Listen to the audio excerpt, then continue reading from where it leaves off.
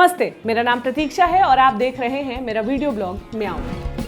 पिछले हफ्ते Netflix app का नोटिफिकेशन आया, सीमा आंटी से मिलना चाहेंगे।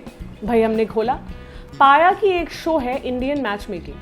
सीमा आंटी उसमें रिश्ते जोड़ने का काम करती हैं। शो देखकर तो काफ़ी उबकाई सी आई, इसलिए उस पर चर्चा नहीं करेंगे।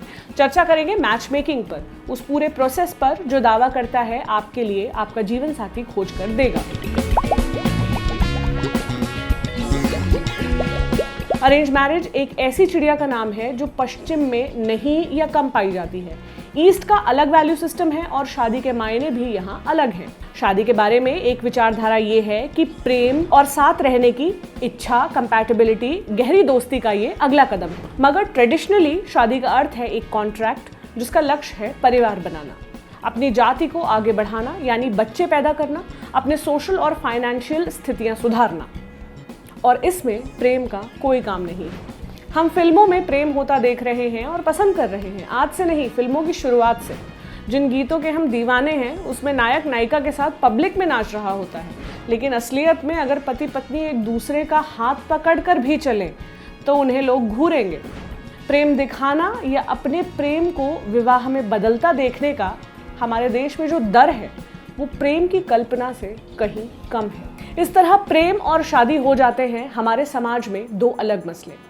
मैंने कुछ लड़कियों से उनके एक्सपीरियंस पूछे, मैच मेकिंग के ऑनलाइन और ऑफलाइन, जिन्हें मैं आपको बताती चलूंगी। तो सबसे पहले, लड़कियां क्यों जाती हैं इस रास्ते। स्पेनिश लेखक गैब्रियल गार्सिया मार्केस का एक लघु उपन्यास है, Chronicle of a death foretold. एक मर्डर की कहानी है ये। पूरी कहानी फिर कभी सुनाएंगे आपको। आप बस इतना जान लें कि एक लड़की की अरेंज मैरिज हो रही है एक ऐसे व्यक्ति से जिससे वो प्रेम नहीं करती। वो ये बात अपनी माँ से कहती है तो उसकी माँ कहती है प्रेम का क्या है, वो तो समय के साथ सीख ही लोगी। शायद इसी भरोसे से लोग खुद को मैच मेकिंग की दुनिया में लेकर आते हैं। 28 साल की निहारिका बताती हैं, मैं इन पोर्टल्स पर इसलिए हूँ क्योंकि करियर बना लेने के बाद अब शादी के लिए तैयार हूँ। वो एक ऐसी जगह है जहाँ शादी के लिए तैयार लड़की उपलब्ध है। इन साइट्स पर बेसिक बातें पता चल जाती हैं। परिवार कैसा है, लड़का कैसा दिखता है, क्या करता है, कहाँ पढ़ा है, किस कल्चर से है।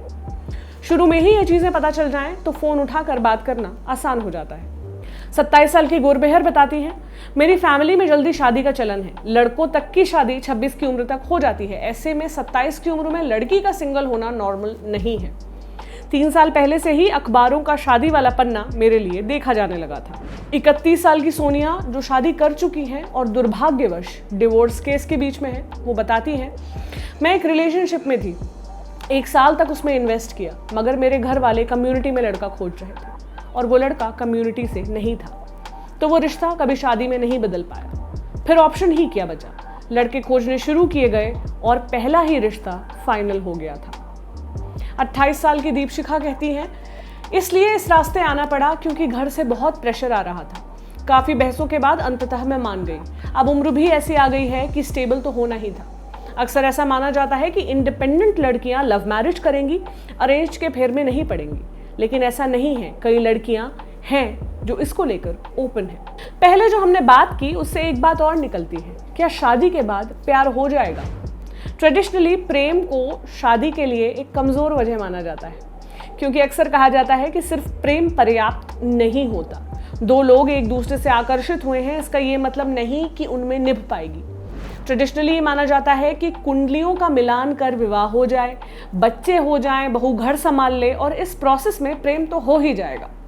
इस विश्वास को पुख्ता करते हैं हमारे टीवी सीरियल, हमारी फिल्में, लेकिन हर व्यक्ति का सच अलग होता है।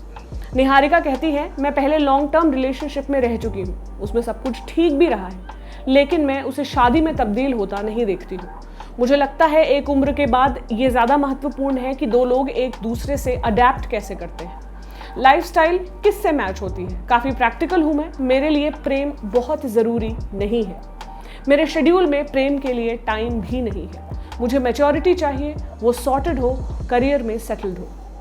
दीपशिखा कहती हैं, मैं यहाँ खुले दिमाग से आई थी, लेकिन आने के बाद पता चला कि ये उस तरह के पुरुष बिल्कुल नहीं हैं जैसे पुरुष मेरे दोस्त हैं। ये बिल्कुल अलग है। ये पुरुष अपनी महिला दोस्तों को लेकर तो बहुत ओपन ख्यालात के हैं, लेकिन जब अपनी पत्नी पर बात आती है तो सबको आदर्श बहू चाहिए। अब बात रिजेक्शन की। रिजेक्शन क्यों होता है? 26 साल की जोहरा ने अरेंज मैरिज की और वो खुश हैं अपने फैसले से, लेकिन पुराना समय याद करते हुए कहती हैं, मैंने 2 चीज़ें फेस की थी, मेरा वेट ज़्यादा था और मैं चश्मा लगाती थी। ऐसे रिश्ते रिजेक्ट हो जाते हैं, कोई बड़ी बात नहीं है। हालांकि मुझे ज़्यादा झेलना नहीं पड़ा और जो पार्टनर मिले वो भी अच्छे हैं। निहारिका बताती हैं, मैं 3 लड़कों से मिली। एक लड़के ने कहा मैं बहुत मोटी हूँ, एक IT कंपनी में प्रोडक्ट मैनेजर था वो। पहले तो कहा कि मोटी लड़कियाँ खूबसूरत नहीं होती, फिर कहा कि हाँ तुम तो पढ़ने वाली हो तो खूबसूरत कैसे होगी। ये किस तरह का स्टीरियोटाइप है? दूसरा लड़का तुरंत शादी करना चाहता था। मैं किसी से मिली हूँ तो कम से कम 1 साल तो चाहिए उसे जानने समझने के लिए। तीसरा लड़का अच्छा था, लेकिन उसे कोई और लड़की पसंद आई। वो मेहनती था, उसे मुझसे ज़्यादा स्टेबल लड़की चाहिए थी क्योंकि उसकी नौकरी खुद बहुत चुनौती भरी थी।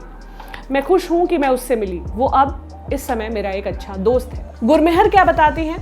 अक्सर रिजेक्शन के बारे में पेरेंट्स बताते नहीं हैं। मैं 30 से 40 रिश्ते देख चुकी हूँ। मेरी हाइट 5'1" है। लोगों को लगता है कि मैं बहुत छोटी हूँ, दुबली भी हूँ। मैं वैक्सिंग में यकीन नहीं रखती तो अच्छे खासे बाल हैं शरीर पर जो दिखते हैं। मेरा जॉब प्रोफाइल लोगों को जमता नहीं, जबकि मैं एक रेगुलर IT कंपनी में थी। अक्सर लड़के रिजेक्ट करने की कोई ठोस वजह नहीं देते, लेकिन मेरा अनुमान यही है कि मेरी फेमिनिस्ट सोच उनसे मैच नहीं हो पाती है। दीपशिखा कहती है, एक लड़के के साथ लगभग 4 डेट्स पर गई, फिर उसने जवाब देना बंद कर दिया। मिलने के दौरान कुछ नहीं कहा, बाद में बताया कि तुम बहुत प्रोग्रेसिव हो, इसलिए तुम्हारे साथ मेरी नहीं निभ पाएगी। कुल मिलाकर अरेंज मैरिज का व्यापार बाजार से परिभाषित सुंदरता के पीछे तो भाग ही रहा है, साथ ही इस सोच से भी घिरा है कि एक मजबूत नौकरी पेशा मॉडर्न लड़की उनके लिए ठीक नहीं होगी क्योंकि वो पढ़ी लिखी है और वो चालू होगी, तेज तर्रार होगी। अब इस सिस्टम में क्या दिक्कत है? गुरमेहर बताती हैं, पिछली मार्च में लॉकडाउन के तुरंत पहले एक लड़के से बात फाइनल थी। उसको नौकरी से दिक्कत थी, लेकिन मुझे वो लड़का जम रहा था तो मैंने कॉम्प्रोमाइज़ किया और नौकरी छोड़ दी। फिर उसने कहा कि वो शादी नहीं करेगा इनसिक्योरिटी की वजह से। मैं तो पार्टी टाइप लड़की भी नहीं हूँ कि उसे मेरे लोगों से मिलने से डर लगे, लेकिन उसको मेरे एम्बिशन का डर था। मैं आने वाले समय में उससे ज़्यादा सक्सेसफुल ना हो जाऊँ। मेरी बातें सुनकर वो मेरे थॉट से डर गया। अब मुझे लगता है मेरे जीवन की सबसे बड़ी गलती थी नौकरी छोड़ना। अगर मेरी ये बात लड़कियों तक पहुँच रही है तो वो प्लीज़ कभी किसी के लिए अपनी नौकरी ना छोड़ें। आपका खुद पैसे कमाना सबसे ज़रूरी है, सबसे ज़्यादा। वहीं जोहरा कहती हैं, मैं मुस्लिम कम्युनिटी से हूँ और इस्लामिक लॉ ये इजाज़त देता है कि शादी के पहले एक दायरे में रहकर लड़का लड़की मिल सके, लेकिन हम ये सिस्टम अडॉप्ट ही नहीं करते हैं। साथ ही निकाह का कॉन्सेप्ट ही यही है कि पहले लड़की की इजाज़त मांगी जाए, लेकिन हमेशा लड़की की रजामंदी सब लोग खुद ही अज्यूम कर लेते हैं। एक बुरी शादी से जूझ रही सोनिया बैंक में काम करती थी, निजी वजहों से रिजाइन करना पड़ा। फिर शादी हुई तो खुद को असुरक्षित पाया, घरेलू हिंसा का शिकार हुई। फिलहाल तलाक के इंतजार में बैठी सोनिया कहती हैं, दिक्कत यह है कि हम बात नहीं करते। लड़का अच्छा लग रहा है तो कर लिया, ऐसा नहीं करना चाहिए। जो दिखता है वो ही हो ये ज़रूरी नहीं। चाहे सब रिश्तेदार गवाही दें, कम से कम साल भर लड़के से बात करो, लंबी बातें करो, कभी ना कभी तो पता चलेगा ही अगर कुछ भी गड़बड़ हो जाता है तो। वहीं दीपशिखा कहती हैं, मेरी माँ कहती हैं कि मुझे कॉम्प्रोमाइज़ करना पड़ेगा। मैं काफ़ी हद तक इस बात को समझती भी हूँ, लेकिन कॉम्प्रोमाइज़ का भी एक स्तर होता है। ठीक है, उसकी आदतों की आदत मैं पड़वा सकती हूँ, लेकिन अगर ये कॉम्प्रोमाइज़ मेरे आत्मसम्मान का है तो वो नहीं होगा। जानबूझकर कौन दुखी रहना चाहे।